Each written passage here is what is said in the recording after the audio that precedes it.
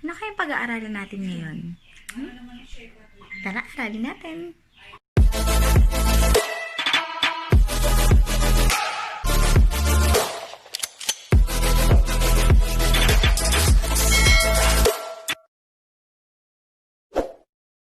Hello guys! Welcome to my channel! So for today's video, ang pag-aaralan natin ay all about laws of exponent. So tara, aralin natin!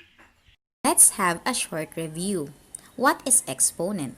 The exponent tells us how many times the base is multiplied by itself. What about the base? The base is the factor which is to be multiplied by itself n times to obtain the product. Next, what is power? The power refers to the product of equal factor. Tara, simulan na nating aralin ang laws of exponent.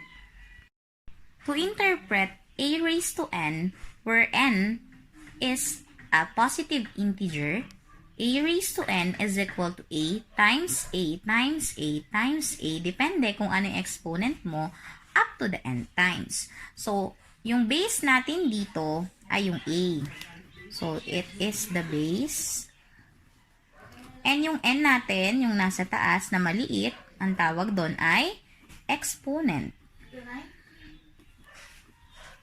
Ayan. So, halimbawa, meron tayong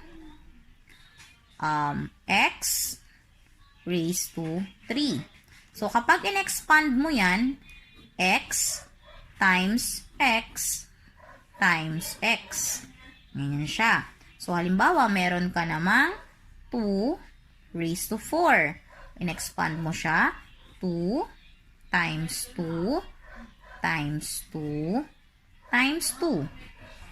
2 times 2 is 4 times 2 is 8 times 2 is 16. Okay? So, si 16, galing pala siya kay 2 times 2 times 2 times 2. That's it! Let's start. Let's discuss the laws of exponents. Number 1, we have here the product rule. We have here a raised to n times a raised to m is equal to a raised to n plus m. So, as you observe, we have the same base. So, just copy the base, kokopyahin lang yung base, and then add the exponent. Let's have our example. We have here x squared times x cubed. X squared times x cubed. I've used dot or point sa gitna. Kasi hindi na natin pwedeng gamitin yung x as times kasi mostly ginagamit natin siya as variable. Pwede rin naman parenthesis siya. Naka-parenthesis dito. Ibig sabihin po nun, multiplication. So, since parehas tayo ng base, ang gagawin natin ay kopyahin yung base. And then, kopyahin natin yung 2 plus 3. So, since yan yung rule ng product rule, so, ganun yung gagawin natin. 2 plus 3. So, we have now x raised to 5. And this will be our answer. Okay. Another example. We have here 6m times 2m raised to 4. So, kung mapapansin nyo, parehas ulit siya ng variable. Kaya, product rule pa rin ang gagamitin natin. So, since meron na tayong number na nakikita or numerical coefficient na nakikita, 6 and 2, imumultiply din natin siya. 6 times 2 is equal to 12. And then, copy m. Since parehas ng variable, kopyahin mo lang. And then, add the exponent. Anong exponent ng m? So, meron tayo dyang 1. Diba? So, 1 plus 4. Ayan. So, meron na tayong 12m raised to 1 plus 4. 1 plus 4 is equal to 5. So, meron tayong 12m raised to 5. This will be our answer. Let's have number 2. We have here power of a power rule. So, we have here a raised to m raised to n. So, ano mapapansin mo? Meron kang iisang base, may base ka dito, And then, makikita mo yung exponent, naka-raise siya, then naka-raise ulit siya. Kaya siya power to power. Okay? Diba kapag exponent kasi raised to the power of, kaya power to power. Pag may nakita kayo na mga exponent na ganyan, na naka-raise ulit, so ibig sabihin, power of a power rule siya. So, anong gagawin mo kapag ganyan? Ang gagawin mo, imumultiply mo ang exponent. A raised to m times n is equal to a raised to mn. So, let's have our example. Okay, we have here x raised to 4 raised to 5. X raised to 4 raised to 5. So, automatic power to power yan. So, power of a power rule lang gagamitin natin. Copy x and write 4 times 5. So, what is 4 times 5? We have 20. So, x raised to 20. And this will be our answer. Another. We have here 2x squared raised to 3. So, 2x squared raised to 3. So, kung mapapansin nyo, may parenthesis. Ibig sabihin, si 2 and si x squared ay naka-raise kay 3. So, unahin muna natin yung numerical coefficient na 2. I-raise mo ngayon siya kay 3. So, meron kang 2 times 2 times 2. Kasi, di ba, raised to 3 siya. So, 3 beses mong i-multiply yung 2 sa kanyang sarili. And then, times yung x mo, x squared raised to 3. So, power to power. So, multiply. So, copy x.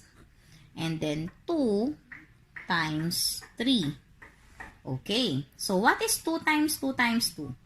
We have here 8. 8. Copy x times x raised to 2 times 3. Okay, we have 6. Then, pagsamahin natin to, multiply natin. So, we have now 8x raised to 6. And this will be our answer. Let's have number 3.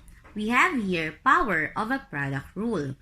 So, kung mapapansin nyo, a times b raised to m. Isa lang yung exponent niya, and then dalawa yung variable. Actually, pwede pang more yan, 2 and more. So, ang gagawin mo naman dito, since a and b siya, magkaiba ng variable, i-distribute mo naman yung m.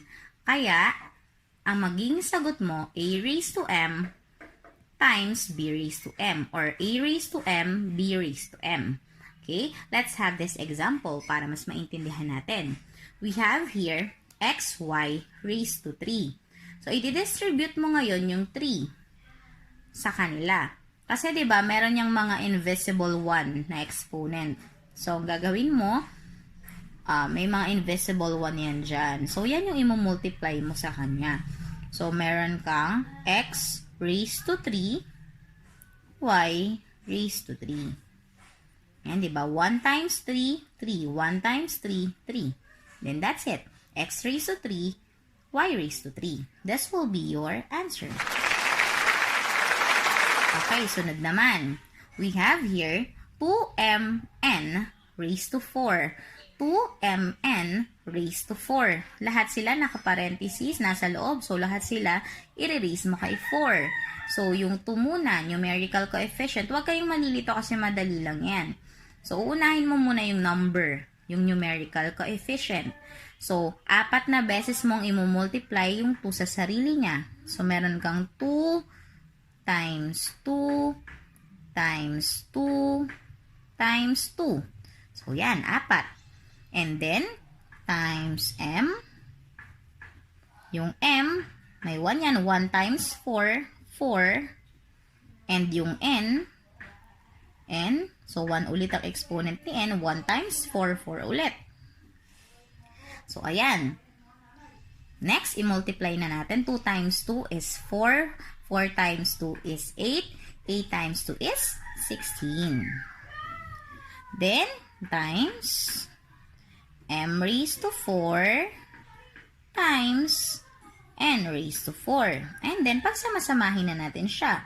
So, meron na tayong 16m raised to 4 n raised to 4. And this will be our answer. Next, number 4. So, we have here zero exponent rule. So, as you observe, yung exponent natin dito ay 0. A raised to 0 is equal to 1. But, A must not be equal to 0. Hindi pwedeng mag-0 yung base natin kasi iba na po yung tawag doon. So, kapag 0 ang exponent, automatic 1 ang sagot. Whatever number raised to 0, the answer is 1. Okay, so let's have the first example. We have here 3 raised to 0. Si 3 naka-raise kay 0, huwag ka na mag-isip. Ang sagot dyan ay 1 because of the zero exponent rule. Okay, another. 4x raised to 0 naka-parenthesis. Ibig sabihin silang dalawa, si 4 and si x naka-raise kay 0. So, ang magiging sagot mo din ay 1 because of zero exponent rule. Let's have the last example. We have here 5x raised to 0. Alin lang ang naka-raise kay 0? Si x lang. Ibig sabihin, si x lang yung magiging 1. So, matitira si 5. So, magkakaroon ka ng 5 times yung x raised to 0 mo, magiging 1. So, what is 5 times 1? Okay, it is 5. So, 5 will be the answer. Number 5, we have here power of a quotient rule. So, quotients, ibig sabihin, division na tayo. So, A divided by B or A over B raised to M.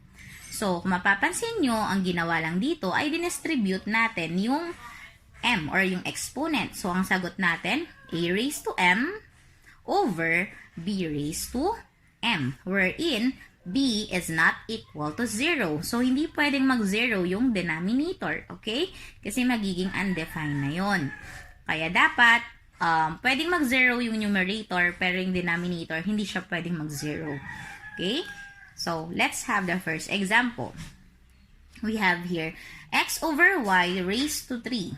So, ang gagawin mo lang dyan, distribute x raised to 3 over y raised to 3. Kasi ano bang exponent ni x?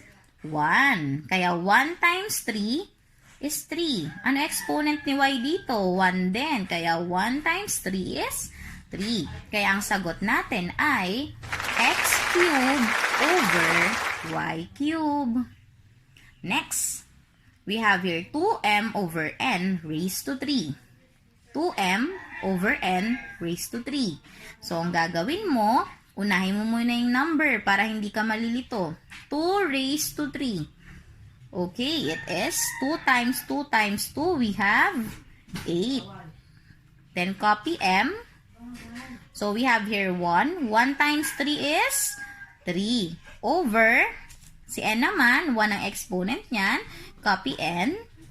1 times 3, we have 3. So, our answer is 8m cubed over n cubed. 7. Number 7, we have negative exponent rule. So, kung mapapansin mo, yung exponent natin ay negative. Anong gagawin mo kapag negative ang exponent? Gagawin mong positive ang exponent mo. So, para maging positive siya, ilalagay mo sa denominator. Since dito ay wala ka pang numerical coefficient, kaya 1 yun. Ang numerical coefficient mo dito ay 1. So, yun yung matitira sa numerator. 1 over a raised to n.